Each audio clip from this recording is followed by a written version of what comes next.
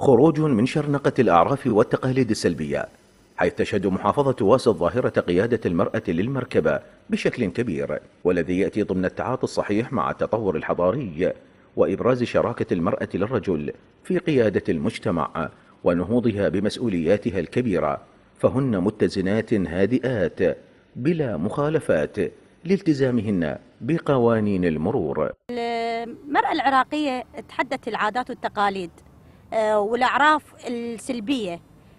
هي كانت بكل المواقف امرأة قيادية، وما يستصعب عليها أنه تتعلم قيادة السيارة، وخاصة بوقت وجيز كلش. طبعا دائما يسألوني يقولوا لي أنه أنت العباية تعيق عملك ومن ضمنها قيادة السيارة.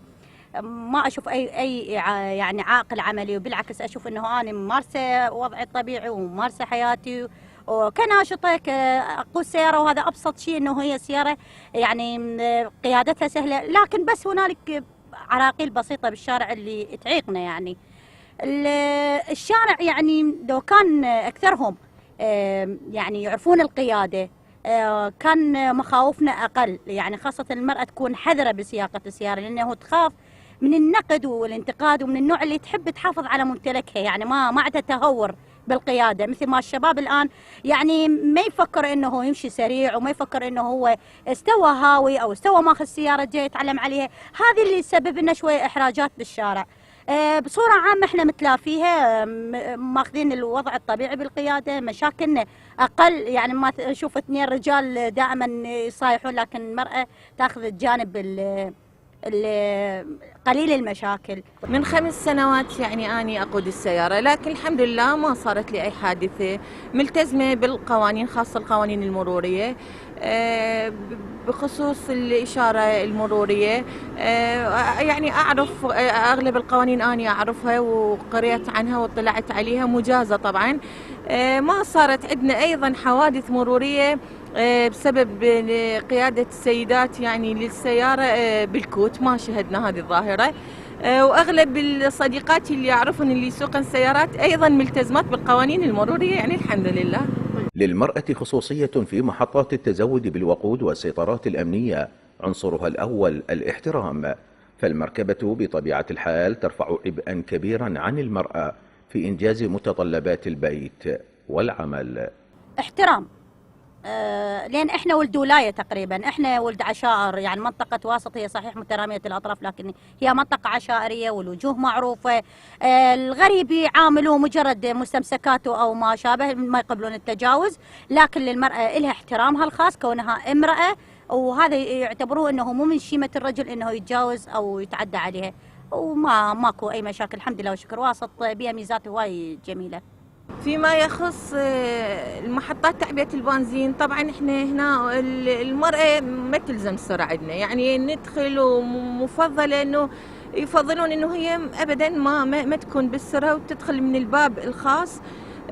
لذلك هاي ما عندنا معاناة. وكذلك بالسيطرات، السيطرات الأمنية ابدا ماكو ازعاج للمراه، المراه محترمه مقدره. والكوت انا ذكرت سابقا، الكوت حقيقه هي مدينه بها تحضر عالي، عندنا مدنيه عاليه بالكوت، يعني حتى اي تحرش بالمراه وهي تقود السياره ما موجوده عندنا هذه الظاهره ابدا.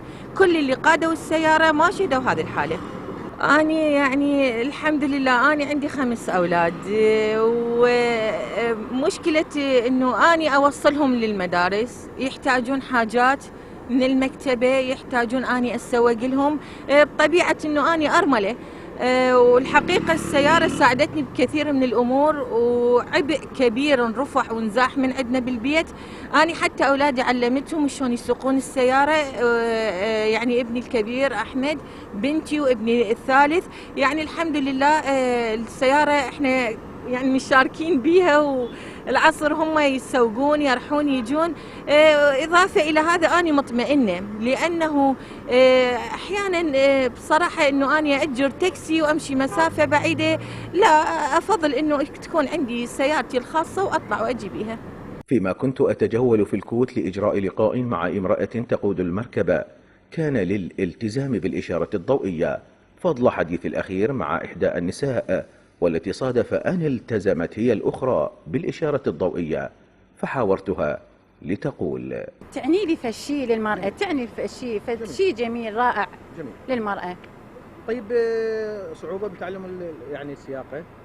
لا والله ما بيها صعوبة، وأني بصراحة أشجع كل النساء على قيادة المركبة لسبب أنه تخلص شغلات البيت، تتخلص شغلاتها الخاصة بيها. طيب يعني شنو تشوفين نظرة المجتمع؟ يعني شلون يباوع عليك المجتمع؟ والله نظرة عادية. يعني أكثر الناس تقول أنه المرأة بسياقة السيارة أو قيادة المركبة أهدأ من الرجل، بدون مخالفات، بدون تجاوزات، بدون رونج سايد. شنو رأيك؟ صحيح، لأن المرأة دائما سياقتها تكون هادئة ومو سريعة، تكون متزنة بسياقتها. شلون تعامل رجل المرور بالشارع؟ شلون تعامل تعامل رجل المرور للنساء أكثر بساطة من الرجال. أعزائي المشاهدين الكرام، قيادة المرأة أفضل من قيادة الرجل حسب مراقبون، وهناك من يقول بأنها أكثر هدوءا من الرجل في الشارع. لبرنامج مسية العافية من واسط، هيثم الزبيدي، قناة الأضواء الوطنية.